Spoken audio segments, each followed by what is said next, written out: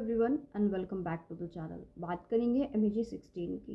And sorry, अभी कुछ दिनों से आई वाज नॉट वेल, तो तबीयत ख़राब होने की वजह से आपके चैनल पे वीडियोस नहीं आ पा रही थी।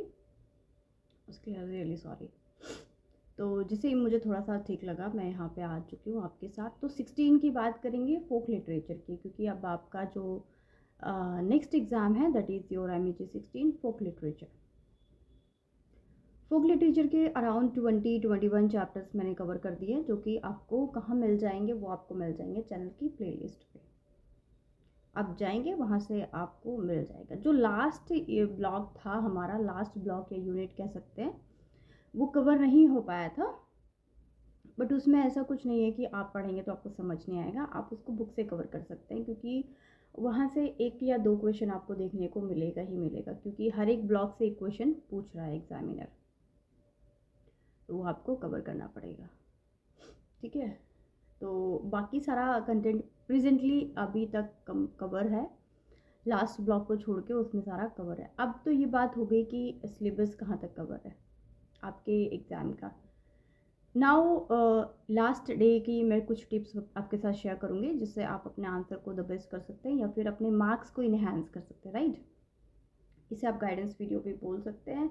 और इसमें हम ये भी डिस्कस करेंगे कि किस किस तरीके से आंसर राइटिंग करनी है, पेपर का पैटर्न क्या है। तो सबसे पहले बात कर लेते हैं पेपर के पैटर्न की। ठीक है, तो टोटल इसमें कोई ऐसा ऑप्शन नहीं होता कि क्वेश्चन नंबर 1 कंपलसरी है, क्वेश्चन नंबर 2 कंपलसरी है या क्वेश्चन नंबर 3 कंपलसरी है। क्यों? क्योंकि इसमें टोटल आपको दिए जाते हैं कितने क्वेश्चंस,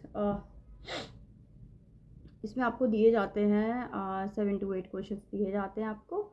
और उसमें से आपको क्या करना होता है, कोई भी 5 क्वेश्चन की अटैम्प्टिंग करनी होती है। तो पेपर आसान हो जाता है, क्योंकि आपसे ऐसे नहीं बोला जा रहा है कि 1 कंपलसरी, 2 कंपलसरी, 3 कंपलसरी। टोटल आपको क्वेश्चंस दे दिए and out of them you have to attempt any 5 है, एनी 5। मैं दोबारा रिपीट कर रही हूँ। तो आप ये देख लीजिए, जहाँ से क्वेश्चन बहुत ज़्यादा रिपीट करते हैं, जैसे कि गोदान हो गया, वहाँ से क्वेश्चन आता है। कंपैरेटिव लिटरेचर से क्वेश्चन आता है, टेलिंग रिटेलिंग से क्वेश्चन आ रहा है। मतलब जहाँ से क्वेश्चन ज़्यादा पूछ रहा है एग्जामिनर, उन पॉइंट्स को जल्दी से कवर कर लीजिए। PYQ को ज़रूर देखना है शाम तक। अगर मेरी तबीयत ठीक रही तो मैं आपको टॉप 10 क्वेश्चन प्रोवाइड कर दूँगी MEG 16 के।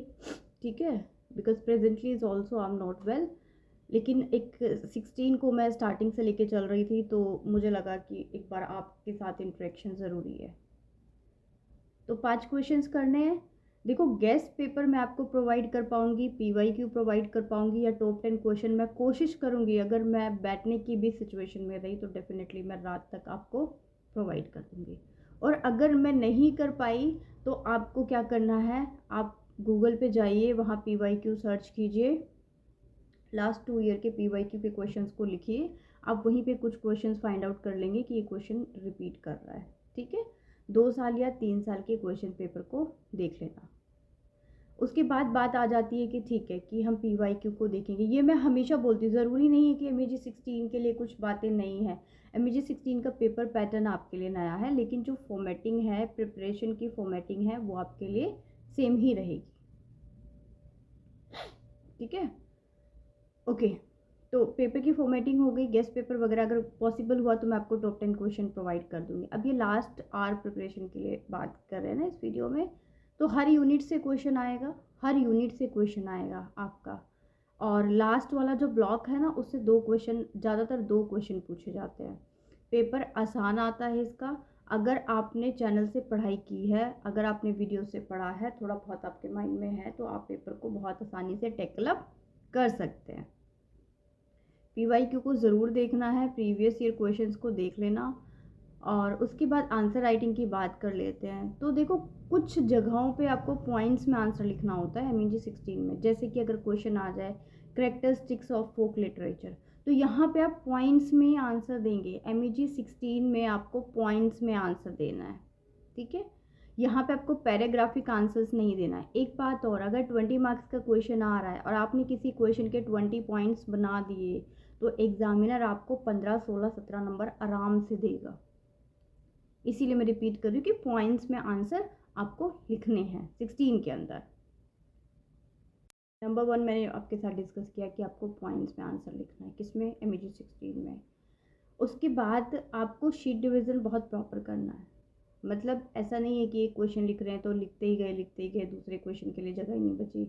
जितनी टोटल नंबर शीट्स मिलेंगी, चाहे वो 25 हो चाहे वो 30 हो, उसको 5 क्वेश्चनों में डिवाइड कर देना है। मान लीजिए एग्जाम्पल के लिए 25 पेजेस की शीट आई तो एक आंसर आपको 5 पेजेस में लिखना है, ठीक है। आंसर हमेशा जब आप ख़त्म करेंगे, मान लो 25 पेजों की शीट है, 5 पेज में आपको आंसर लिखना है। जब आप 5th पेज पे आएंगे तो नीचे तक नहीं लिखेंगे। फॉर एग्जाम्पल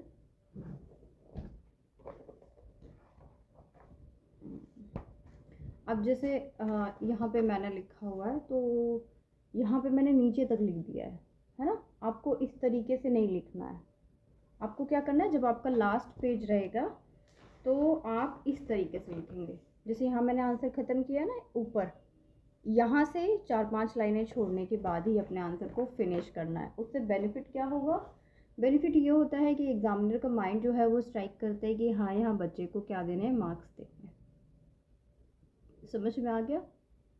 शीट डिवीज़न करना है, पॉइंट्स में लिखना है, शीट डिवीज़न ऐसे करना है। कोशिश करो 20 पॉइंट्स बनाने की, कोशिश करो, ठीक है। अब कुछ क्वेश्चंस होंगे जहाँ पॉइंट्स नहीं बन पाएंगे तो कोई बात नहीं, जहाँ पॉइंट्स नहीं बन सकते हैं, अब जैसे गोदाम लिटरेचर की क्वालिटीज़ बनानी है, कैरेक्टरिस्टिक्स बतानी है, तो इस तरह के क्वेश्चंस में आपको क्या करना है, पॉइंट्स में अपने आंसर को लिखना है। लेकिन अगर आ गया कि एक्सप्लेन पूछेगा, मेन थीम्स पूछ ले, कुछ ऐसा पूछ ले कंपैरेटिव लिटरेचर के बारे में, तो 15 की अगर मैं एग्जांपल की बात करूँ तो वहाँ पे कंपैरेटिव लिटरेचर का भी कुछ क्वेश्चंस आपके पॉइंट्स में चल रहे थे, तो यहाँ पे भी आपके पॉइंट्स में चलेंगे, ठीक है। उसके बाद अगर मैं बात करूँ कि जितने भी ये एग्जाम्पल्स के लिए मैं बता रही हूँ, कभी लेके बैठ जाओ कि हाँ ये तो हमारे टेक्स्ट में नहीं है, ये नहीं है, वो नहीं है। तो जहाँ पॉइंट्स बन सकते हैं वहाँ पॉइंट्स में लिखो। अपने आंसर को 4-5 लाइन पहले ख़त्म कर दो। पेपर उठा के लिखना शुरू करेंगे उससे पहले क्वेश्चन पेपर को ध्यान से पढ़ना है। वही 5 क्वेश्चन सेलेक्ट करना है जिसके बारे में आप लिख सके। कहते हैं ना, जिसको आप लिख पाएंगे उसी को तो सेलेक्ट करेंगे। अब मान लो आपने कुछ भी सेलेक्ट कर दिया और आप उसके बारे में लिख ही नहीं पा रहे हैं,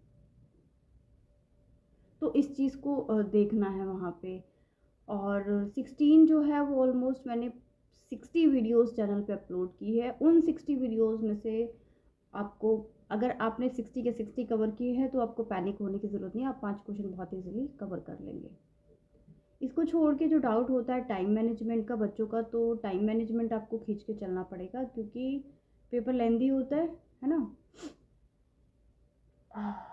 पेपर लेंदी होता है। और अगर आप टाइम को खींच के नहीं चलेंगे तो फिर ऐसा होगा कि स्टार्टिंग के 4 क्वेश्चन कर लेंगे, लास्ट का 1 क्वेश्चन आप अटैम्प्ट ही नहीं कर पाएंगे। तो पेपर को करना है, शीट को भी बांटना है, प्लस टाइम को भी बांटना है। इसको छोड़कर मुझे नहीं लगता कि किसी चीज़ में आपको बताने की ज़रूरत है। सिलेबस आपको पता ही है, बुक आपके पास है, वहाँ से कर लीजिए। PYQ और टॉप 10 क्वेश्चन मैं कोशिश करूँगी कि शाम तक आपको प्रोवाइड कर सकूँ।